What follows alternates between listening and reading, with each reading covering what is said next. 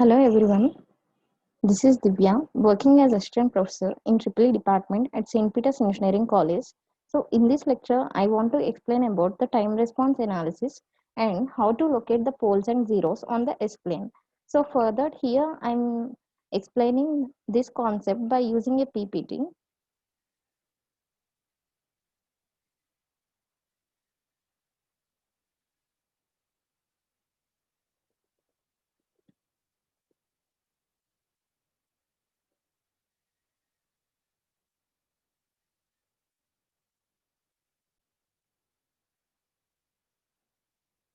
So we will see about the time response analysis and how to locate the poles and zeros on the S-plane. So coming to the time response analysis, so in the time domain analysis, the time is independent variable, right? So when a system is given a excitation, so what will happen? A response will be existing there. That means the output will be occurs at the system, right? So in the time domain analysis, the independent variable is the time, and when a system is given excitation, a response will be existing there. The response is nothing but that is the output signal. And coming to the definition, the response of a system to an applied excitation is called as time response of the particular system, and it can be represented as the C of t. C of t is nothing but that is the output representation. Output is also called as the response. So the response of a system as applied excitation is called as time response, and it is indicated by the function C of t. And coming to this time response analysis, what is the necessity to do this time response analysis? That means, so from the types of inputs we can expect a system in general get an input which may be a sudden change in the input and a momentary shock in the input and a constant velocity input, or else a constant acceleration input we can give to a control system, right? So hence these signals form a standard test signals, and the responses to those signals are analyzed. So in the previous videos only I described, if you given which type of input and which type of output you can obtain for the control system, those are called as a standard test inputs. So standard test inputs are the step input or impulse input, ramp input, parabolic input. All these inputs are called as standard inputs, right? Or else standard signals. So if you are applying these standard signals to a control system, what are the outputs you are getting, and by differentiating these inputs, what are the output you are getting, and by integrating these inputs, what are the outputs you are getting? I described it already in the earlier videos. So here I am dealing with the step input signifies a sudden change in the input. That means a step is nothing but how you can draw a step input here, which is nothing but you have to take a particular constant equation initially, right? That means you have to consider a step input like this. Here I will explain it. Wait. So here a step input is nothing but here you have to draw like this, right? With a constant step, you have to represent the step input. So the step input can be signified as a sudden change. And coming to the impulse input, it signifies the momentary shock. That means at only one instant of time, the output will be occurs. At remaining all instants of time, the output will be zero. That means if you consider t is equal to 0 on x-axis, at only t is equal to 0, the output will be occurs. At remaining all other times, that means in the period t not equal to 0, the output must be equal to 0. That means it will give a sudden shock to a system. That's why it can be called as the impulse input signifies the momentary shock. Okay. And coming to the next signal, that is ramp input. Ramp input means it will have some slope. That means a line which is passing through the origin, right? That is a linear wave. That means for this ramp input, it will have some slope. Slope is nothing but velocity, right? So it signifies the constant velocity. We can say the ramp input signifies the constant velocity. And coming to the next input, that is parabolic input. So what is the parabolic input showing here? We have to draw a parabolic graph with reference to time period and the output system, right? So here if you consider a parabolic input as the input to a control system, so what it signifies, it will signifies a constant acceleration. Why? Because if you consider y is equal to mx square, That means what it indicates, it will have some slope but having with acceleration. So here we can consider the parabolic input with a significance of constant acceleration. So what about step input? The step input can be signified as a sudden change in the input. And what about impulse input? The impulse input can be signified as a momentary shock in the input system. That means if the input occurs suddenly at only one constant of time, that can be called as the impulse input, right? And coming to ramp input, the ramp input signifies a constant velocity, which is shown here. All of you see here. The ramp input signifies a constant velocity. And coming to parabolic input, it signifies a constant or acceleration. So this is about the inputs. That means the standard signals which you are giving, and by giving which type of signal, what is the significance of the system, which we discussed now. Clear? And coming to the next one, next we will deal with what is meant by pole and what is meant by zero. Clear? What is meant by pole and what is meant by zero. Okay. So to determine these poles and zeros, what we have to do? Initially, we have to consider a transfer function.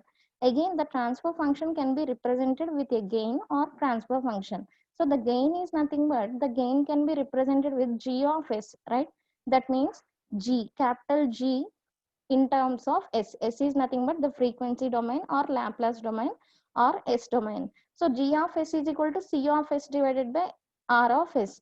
So C of S is nothing but the controlled output, that means the controlled variable, that is C of S, right? And coming to R of S, that is the input signal. That means the S domain input signal or Laplace domain input signal, or else we can also call it as frequency domain input signal, right? So by considering both C of S and R of S with their polynomial equation, you can write the equation like this. That means G of S is equal to, in terms of B, I taken an equation, and which should be in the form of S only. And also in the denominator, for the R of S, you have to consider the equation, right? So where K is the system gain and N is the type of the system, right? So this is the equation for the transfer function. You have to represent the transfer function like this, okay?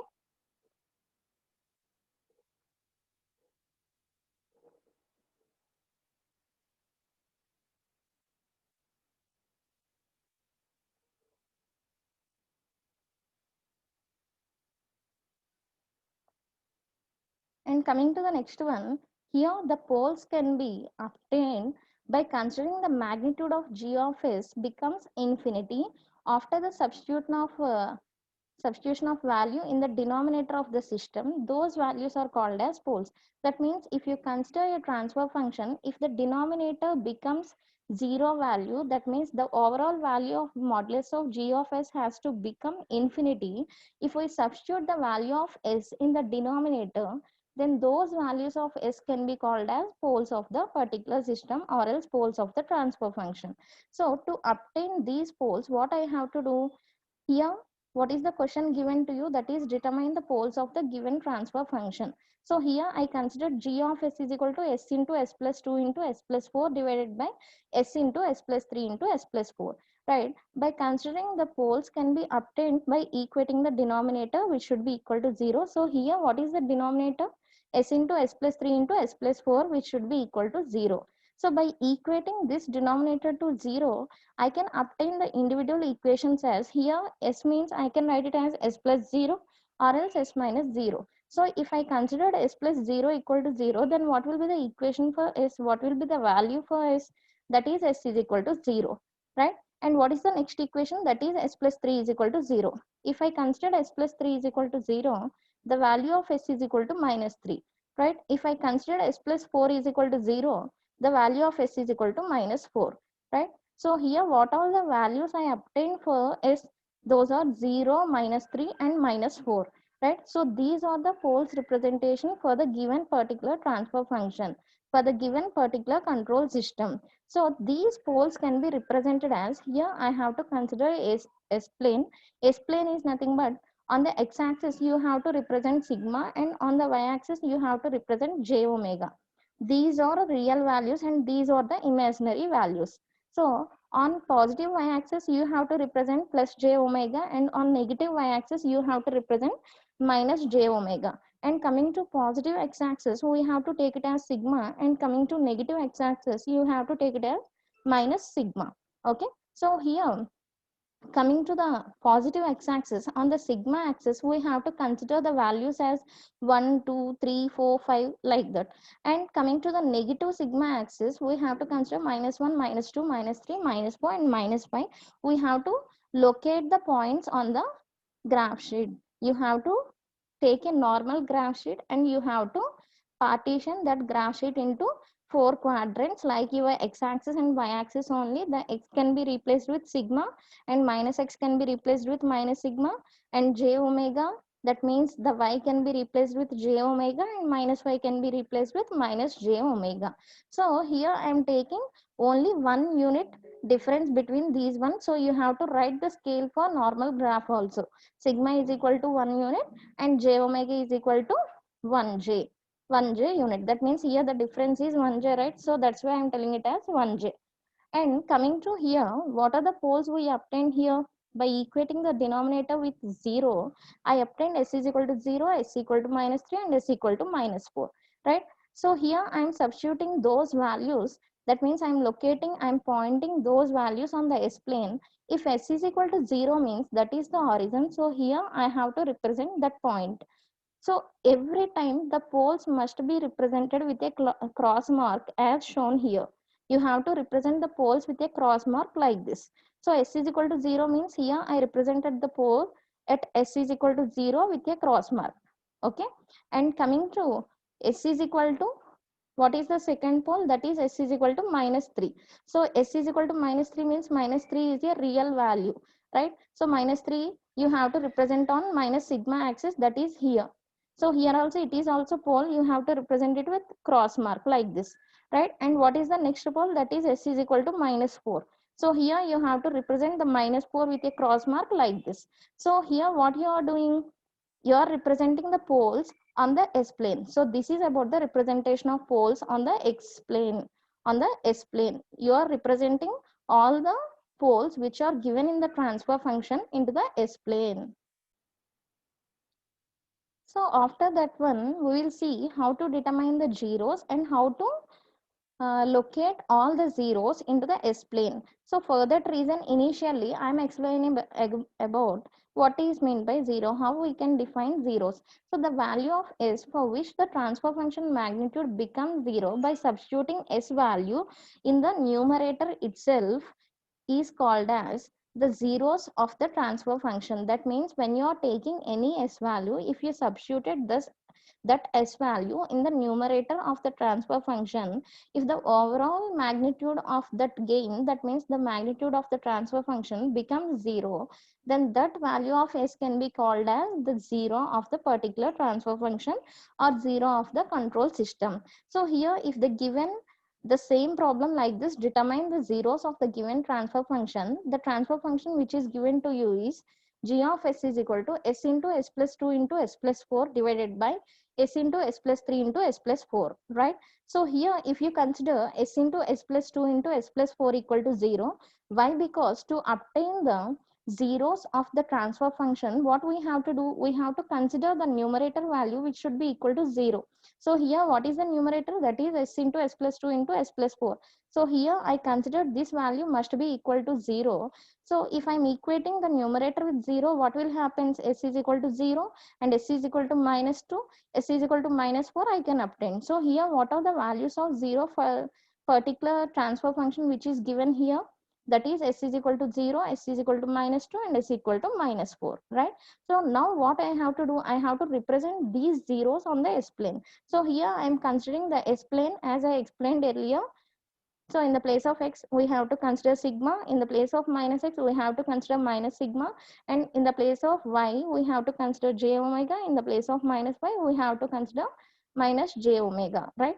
So what is the first zero we obtain here? That is s equal to 0. Always the zero should be represented with a 0 like this. That means the fully closed 0. That means the filled 0 you have to represent. So at origin, I represented a 0 with a circle. With a circle symbol also you can represent, or else you can fill the circle with the color also. Okay. So you have to represent s is equal to 0, that is the first zero of the system. So I represented that first zero at origin like this. Okay, and what is our second zero? That is s is equal to minus 2, right? So where the minus 2 will be exist on the s plane, that is on the LHS side, that means on the minus sigma axis, right? So at s is equal to minus 2, you have to point a circle like this. Okay, this is your second zero for the given transfer function. And coming to third zero, that is s is equal to minus 4, here you obtain, right? So you have to locate that s is equal to minus 4 on the s plane, that means negative sigma axis. Okay, so this is the representation of zeros and poles of the control system of the transfer function on the s plane. So in the first problem we seen how to represent the poles on the s plane, and in the second problem we represented the zeros on the s plane. Okay, so in the next video we will see how to represent both zeros and poles on the s plane. Okay.